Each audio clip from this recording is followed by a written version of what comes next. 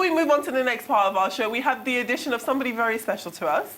It is, of course, the Untenable. Ngozi Alegbu. Good morning, Ngozi. How are you? Very good to see you guys. You know, on a day like this that you would think everybody would be at home with the lockdown, well, partial lockdown.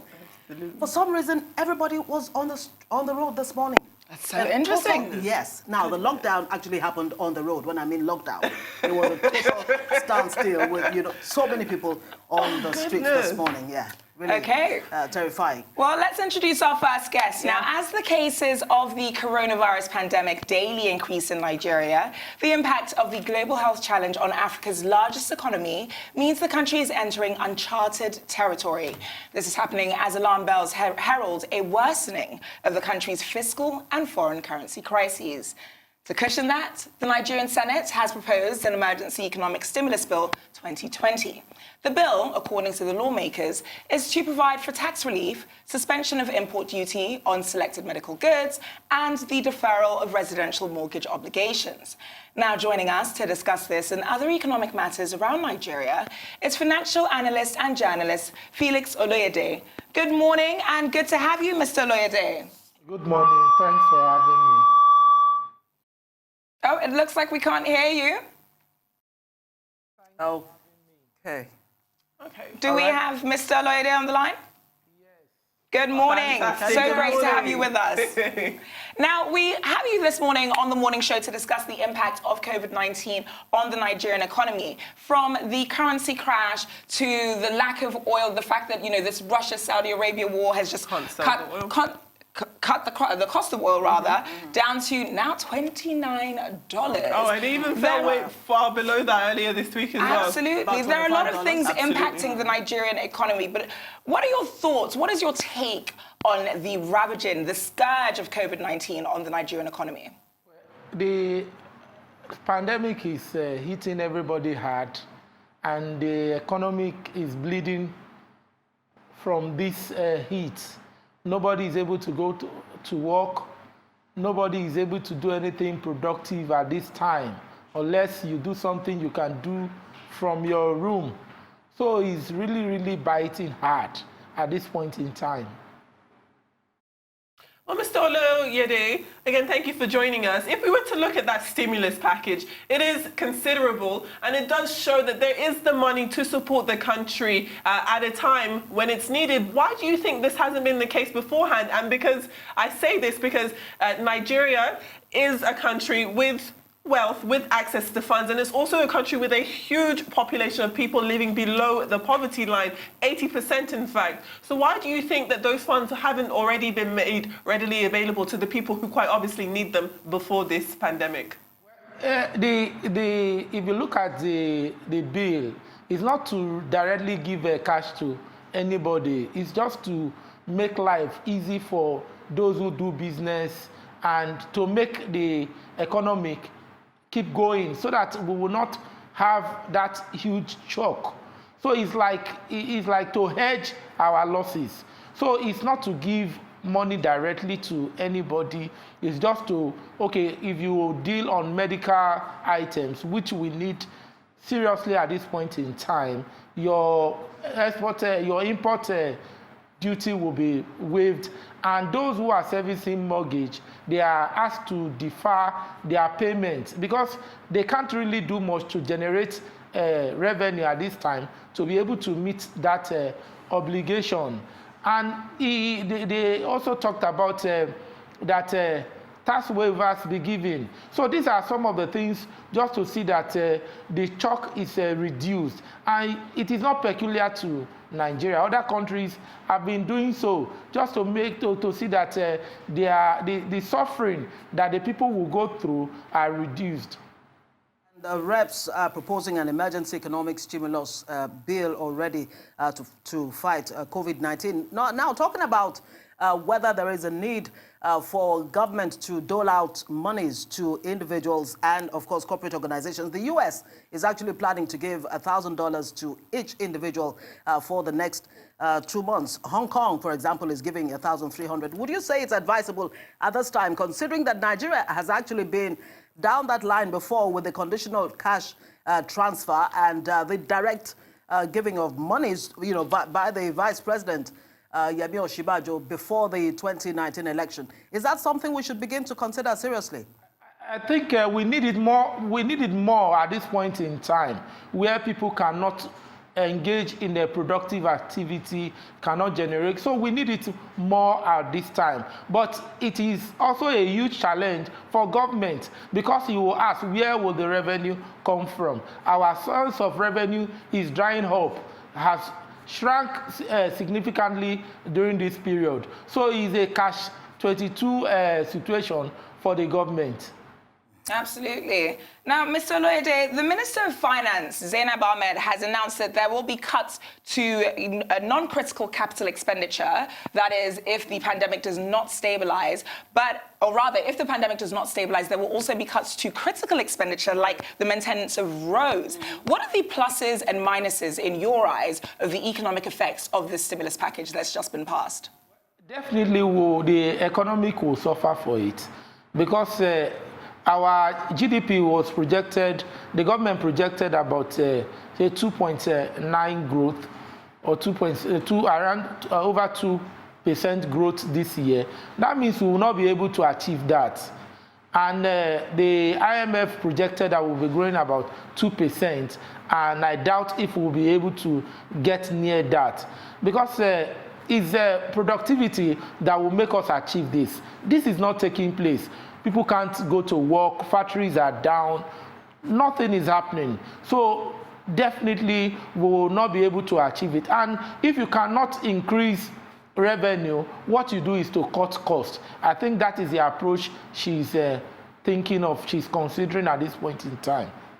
But to what extent would those cuts further exacerbate a problem that we already have in Nigeria with poor, I don't even want to say poor governance, but with the example of the roads that are struggling, people who are struggling financially? How many cuts can we make before Nigeria implodes itself?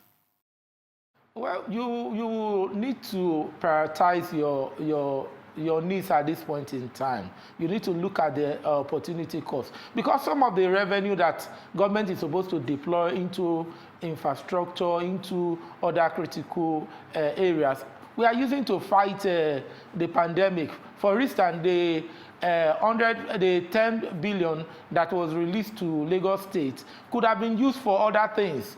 So definitely it will affect growth, it will affect employment, it will affect a lot, almost everybody, because you can't do critical things when people are dying.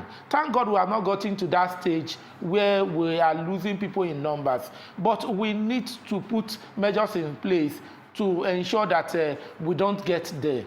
Yes, and I wonder what exactly those measures are, or what you would recommend. The IMF has advised countries like Nigeria, emerging economies, to tighten trade relations with stronger economies like Russia and, of course, the United States and the rest of them. But they're all facing their own problems, too, at this time. So what would be your recommendation in terms of IMF's advice and, of course, what government needs to do critically right now when it comes to the low-hanging fruits to stabilize the economy? One of the things we need to do is to encourage domestic consumption. We have a huge market here, and we need to also look at our neighboring economies. We have a lot to give to them. For instance, we have the biggest cement. We are the largest producer of cement in the continent. So we can export to other neighboring countries and increase local consumption. If we are able to consume what we produce, the economy will grow. Then you now extend to other to foreign country, to foreign economies, because now everybody is battling for his life.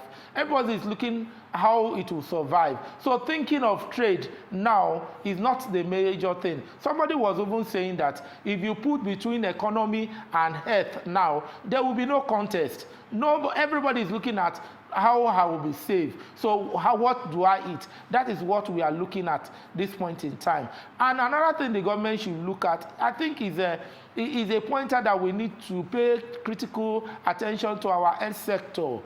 We need to, he has shown that the way to go is to build hospitals and make sure we have functional health care center in the country. And you wonder whether this template, some of the policies that government is putting in place right now, that looks like a fire brigade approach.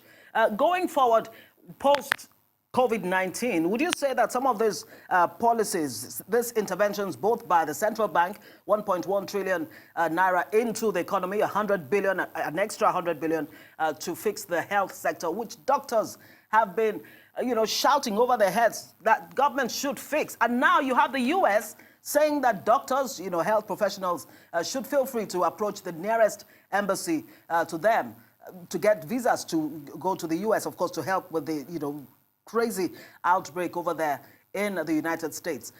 Do you think that, some of this that we're putting in place now is what government should make the norm post-Brexit, post-COVID? Absolutely. It's something, one thing, we have a very short memory in this country. This is not the first time we'll have a challenge like this. We all still remember the Ebola crisis. We ran Etaskata and we were able to confront it and we defeated Ebola. I thought that at that time we should have started building our health system and improving on it. But those at the end of affairs still believe they have the opportunity of traveling abroad when they are sick. And those of us who are at the lower rung will manage with what we have here. But we can see that we all need to put hands together and make this country work. If we have a good health care system here going forward, you will see that we spend less on medical tourism. That means government will be saving the foreign, what do they call it?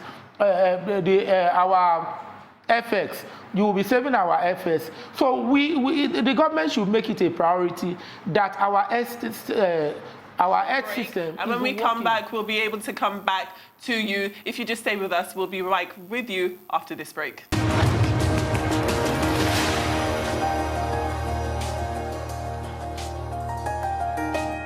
Well, welcome back to the morning show here on Arise News. Before the break, we were talking to a financial analyst and journalist, Felix Oloyede. Felix is still with us. Before we went to break, we know that you had a few thoughts. Off the back of those thoughts, I'd like to ask you how long you think it'll take for life to go back, quote unquote, to normal. We were hearing constantly that things are going to get worse before they get better again. Nigeria's economy was already not in its greatest shape. So how long do you think it will be before things are, like I said, quote unquote, normal in terms of the Nigerian economy? Well, nobody can easily put his finger on when all this will be over, because the first thing is to defeat COVID-19. That is the first thing we must achieve before we begin to talk of when our economy will begin to stabilize again.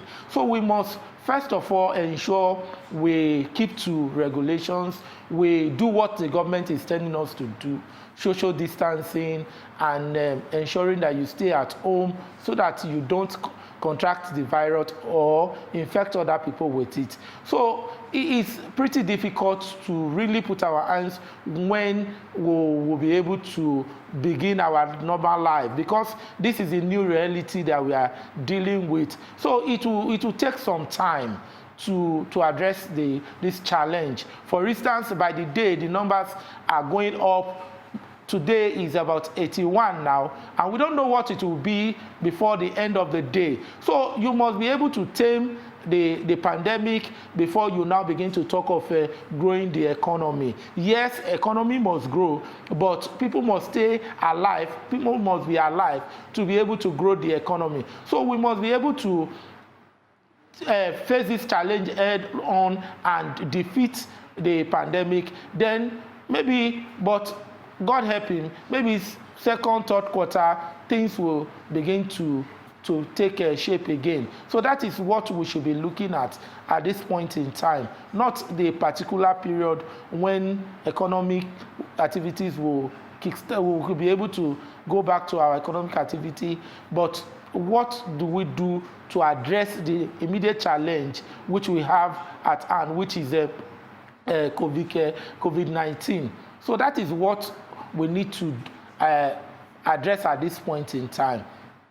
Absolutely correct, Felix. In fact, countries like China have said that we should look to them for the lessons that they learnt whilst dealing with the scourge at the outbreak of COVID-19.